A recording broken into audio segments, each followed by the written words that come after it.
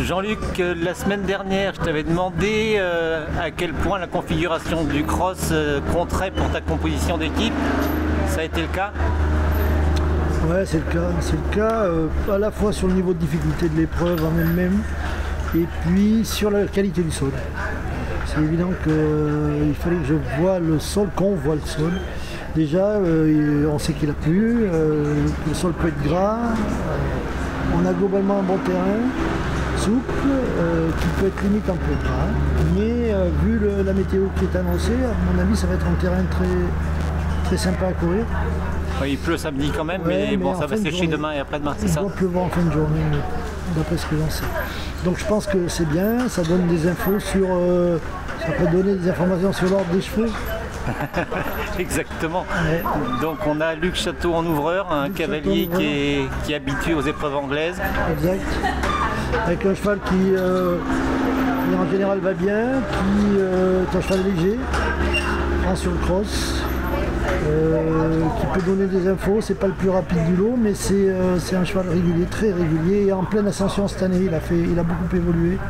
Et je trouve que c'est validé cette évolution que de le mettre dans cette position. Il a montré de belles choses sur le plat, ça Ouais. peut être nous mettre bien dès le début. J'espère.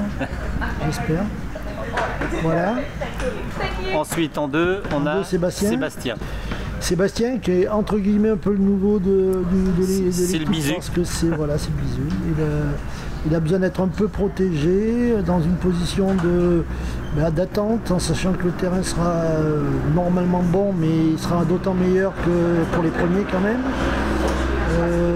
On a le temps de voir, puisqu'on est en 14e position d'équipe, qui nous met assez loin, qui nous laisse le temps de voir ce qui se passe et comment se déroule le cross, donc il va y avoir pas mal d'informations. Voilà, un cheval qui est puissant, qui à mon sens a beaucoup de qualité par rapport à ce type de parcours-là. Il a bien couru Brabham. Brabham est vraiment une épreuve qui nous a bien préparé à cette échéance, avec le relief, avec les distances, avec les gros sauts. Donc bon, c'est là.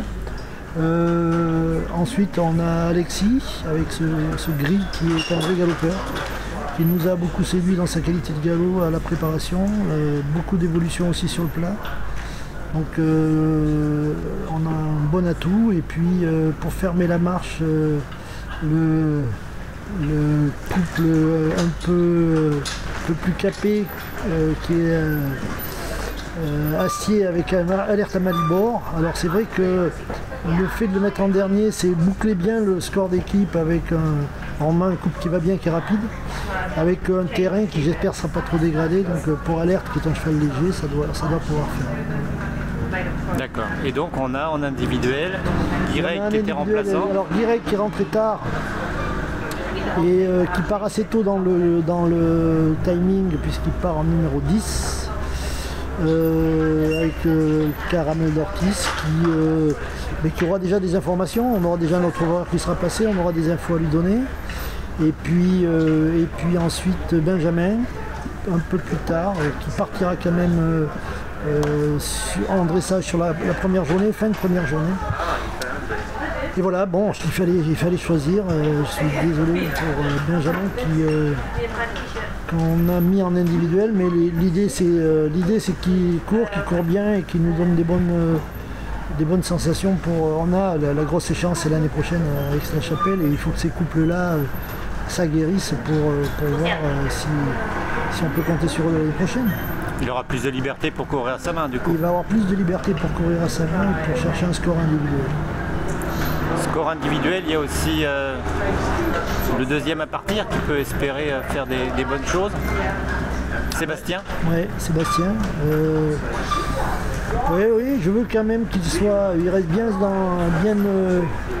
dans l'écoute des consignes.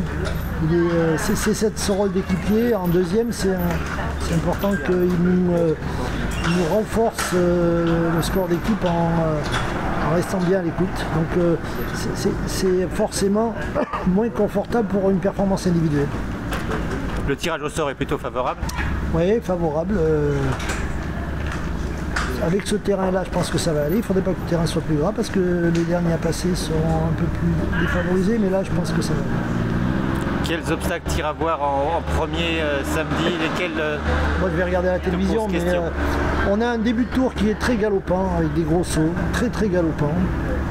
Et puis on a une espèce de petit gué en tournant qui est tout petit, une flaque d'eau, et avec deux directionnels sur mine qui sont un peu touchy. Il va falloir faire attention. Ouais, parce qu'on va avoir des gros sauts en avançant et tout d'un coup un petit truc où il faut piloter. Donc ça c'est pas, il faut s'en méfier, mais ça va. Hein. Ensuite on va rentrer sur la main arena et on a des sauts en avançant.